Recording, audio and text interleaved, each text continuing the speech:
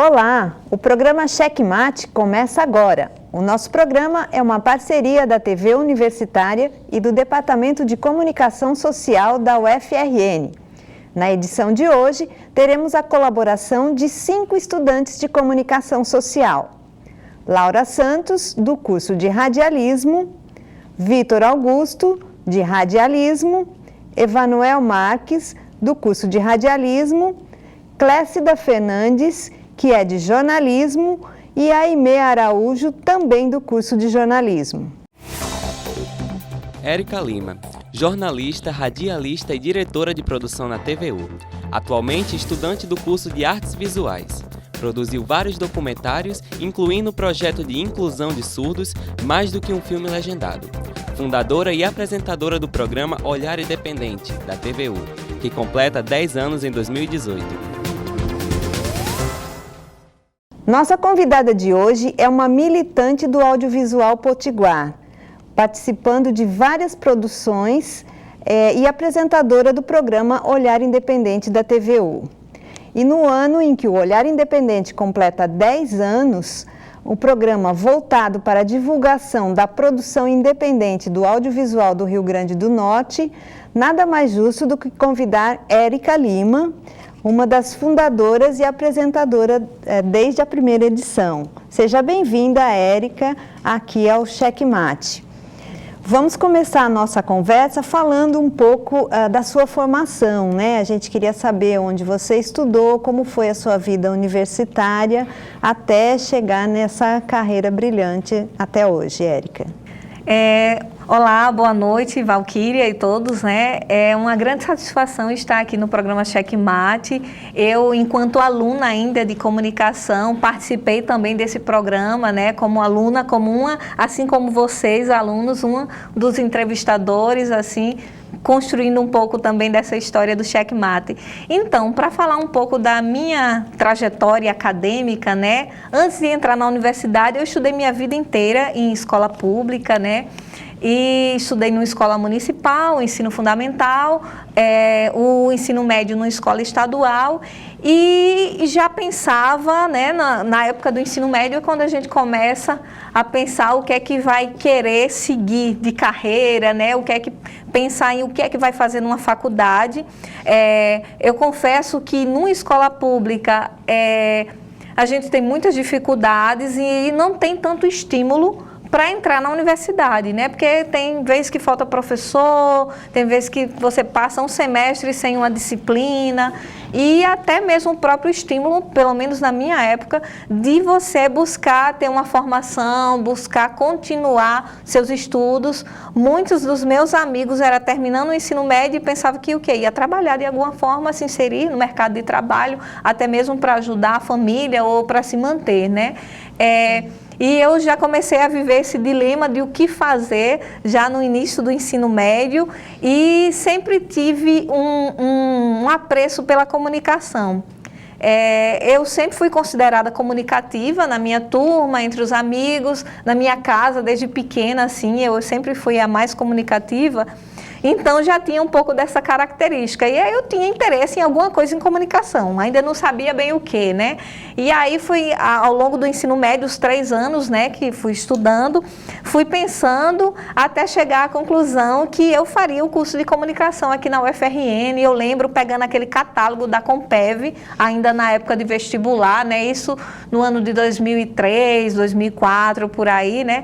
Eu acho que 2003, quando eu fui fazer mesmo vestibular, por aí, 2003, 2004, eu entrei na universidade no ano de 2005 e aí eu lembro que eu pegando o catálogo e olhando todos os cursos, olhando a concorrência, já pensando, será que eu consigo com esse monte de gente que está tentando uma vaga? E aí eu fui olhando e decidi que seria mesmo. Minha formação inicial foi a habilitação de radialismo, né? E eu cursei radialismo e na sequência jornalismo.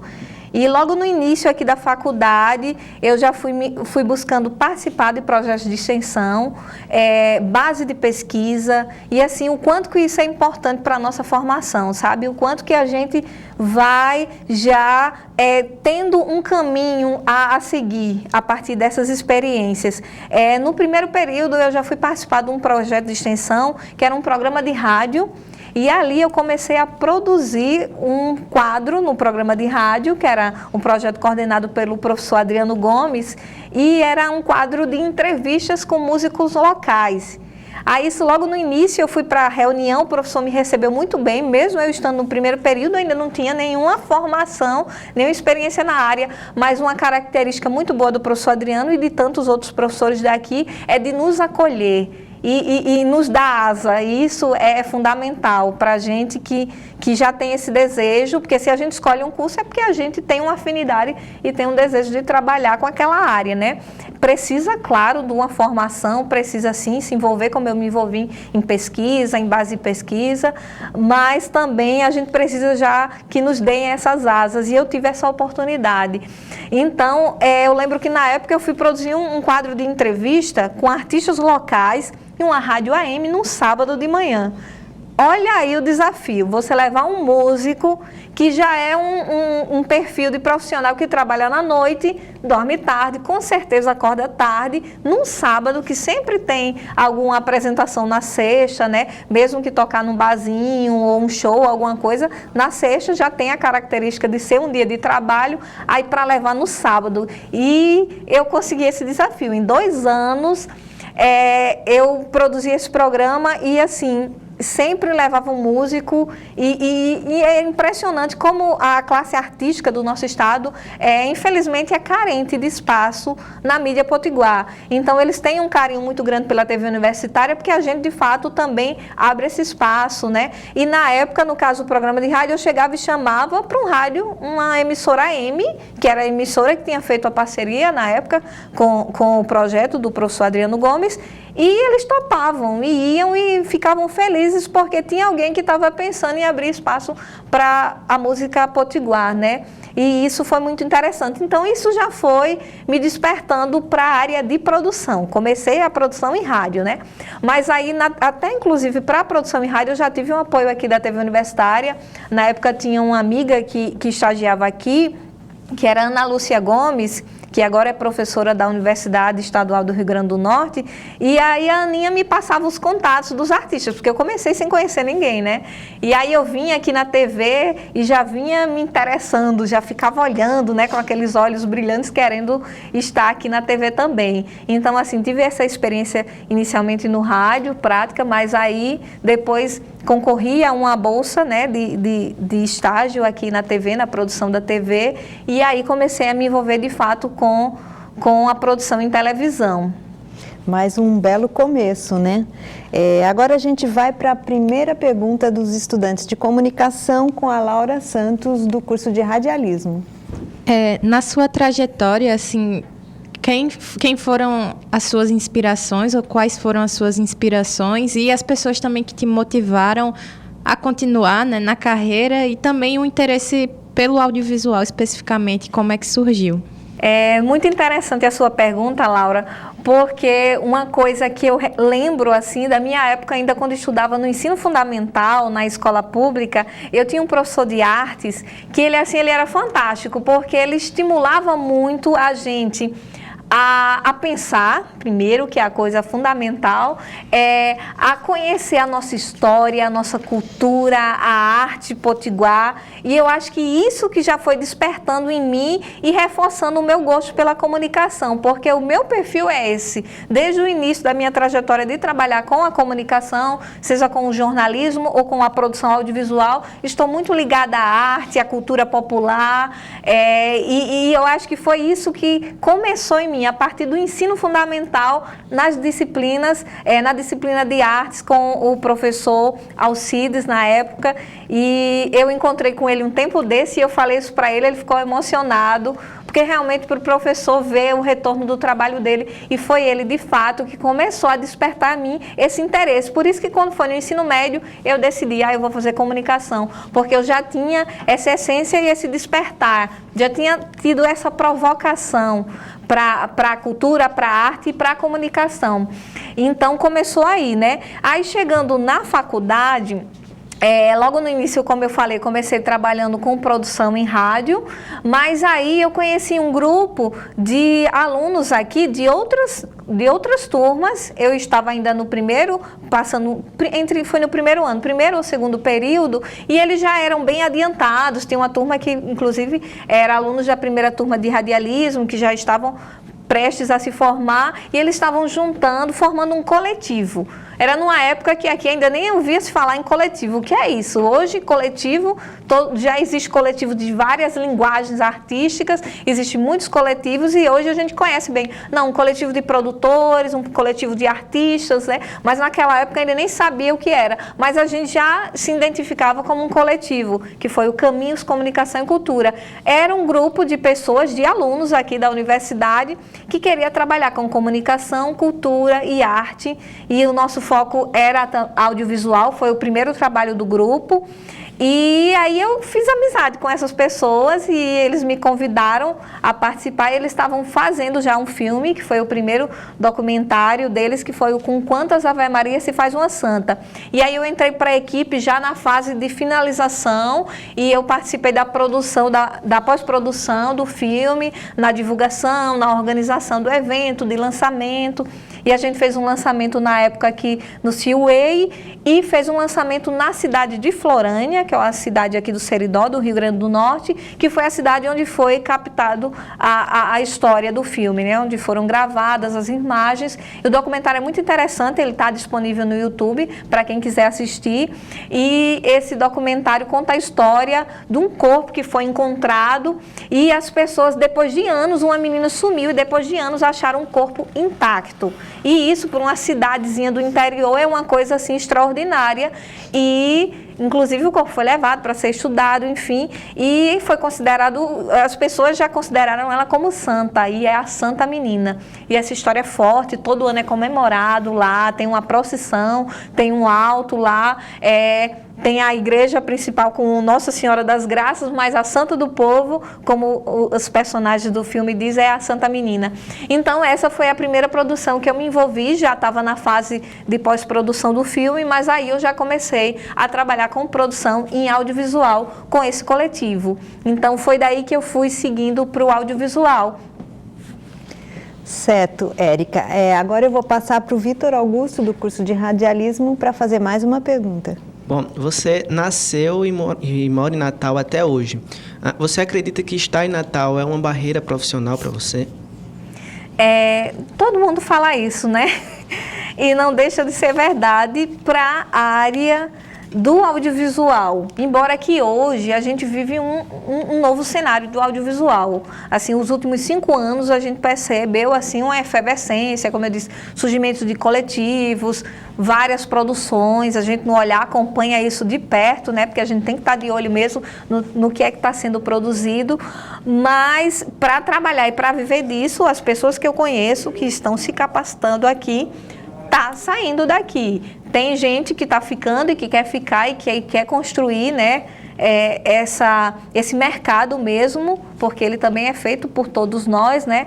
Mas de fato é difícil trabalhar com isso. As pessoas até me falam, não, como é que vamos trabalhar, viver de cinema? Você não tem como viver aqui disso, não tem mesmo. A gente tem cidades próximas como Recife, que aí é uma outra história, porque é uma história construída há muitos anos, né, de uma indústria de fato de cinema. A gente pode dizer que lá tem sim um mercado, tem sim uma indústria, mas aqui não se tem. Então, para essa área é muito complicado. Eu, pelo fato de ter ficado aqui na universidade, isso também me prendeu à cidade, né?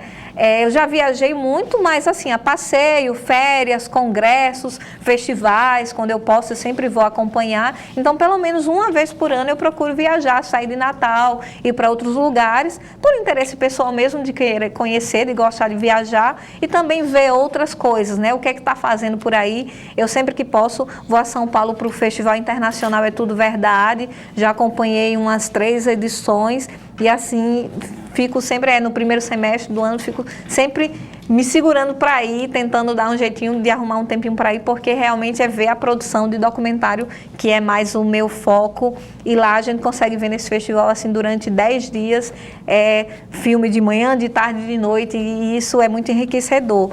Mas o que me prendeu mais à cidade foi o fato de eu ter passado num concurso público assim que eu me formei. Então, assim, foi tudo acontecendo da minha vida. Assim que eu colei grau, abri o edital daqui da universidade, e foi numa época que há muito tempo não tinha concurso para a área, para a TV universitária, fazia tempo que não tinha, mas aí foi uma época, um período que estava acontecendo reúne, as universidades estavam numa fase boa, né, de crescimento, de investimento, então teve vagas aqui para a TV. Na época eu lembro que tinha 10 vagas para áreas diferentes e tinha uma para diretor de produção. E eu disse, é isso que eu vou fazer, essa aqui vai ser o meu trabalho. Eu era estagiária da produção da TV e tinha acabado de me formar, né? Como eu tinha reingressado para a outra habilitação, eu ainda continuava como estagiária. E aí fiz o concurso e passei, né? Fui convocada e estou aqui até hoje. Então, é o que eu digo quando me perguntam. O que me prendeu a Natal acabou sendo a universidade, que também é minha segunda casa, assim. Amo demais essa universidade.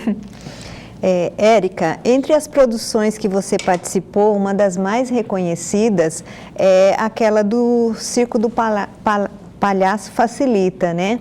Que tem mais de 30 mil visualizações no YouTube. Como surgiu a ideia de trabalhar essa temática, né, em um documentário do circo?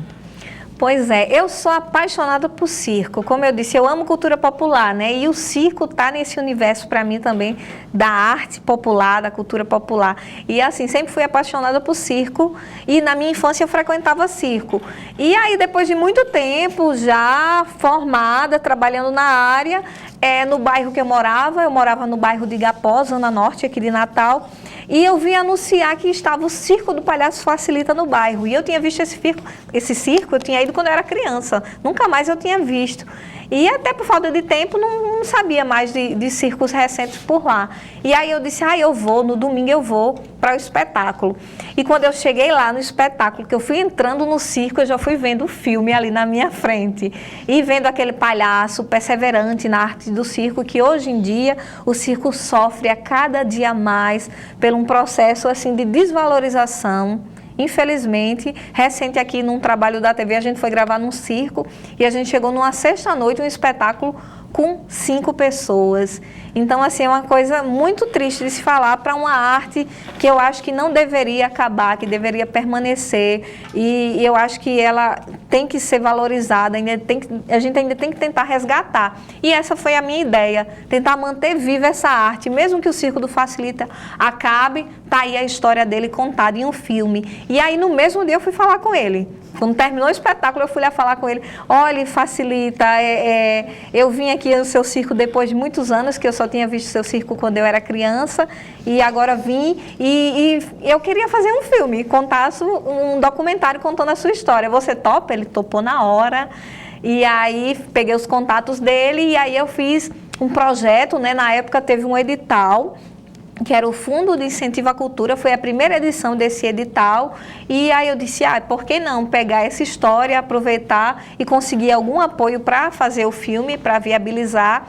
E aí eu escrevi no edital e ele foi selecionado, o projeto ficou em primeiro lugar, foi contemplado, e aí a gente produziu esse filme, que assim, para mim é o meu xodó, por esse apego afetivo pelo circo, pelo Facilita, pela história dele. E aí a gente conseguiu uma mobilização muito grande, ele ficou muito feliz, ele disse, vamos gravar o espetáculo no dia do meu aniversário. E eu vou divulgar e eu vou lotar esse circo. E foi. E quem viu o filme vai ver que está cheio de gente. Tem um espetáculo sensacional, o circo lotado, tinha gente em pé, de tão lotado que estava.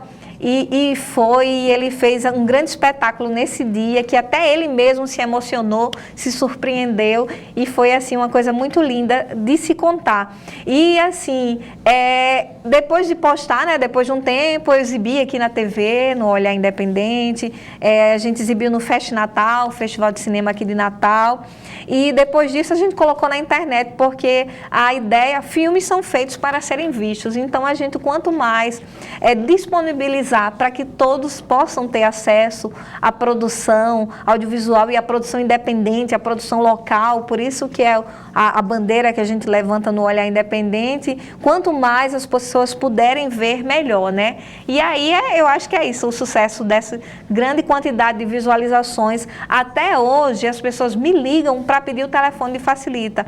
Érica, você sabe onde é que está Facilita? Onde é que está o circo? E aí depois eu ainda mantive contato com ele e tudo, né? Depois disso ele recebeu o título de cidadão natalense.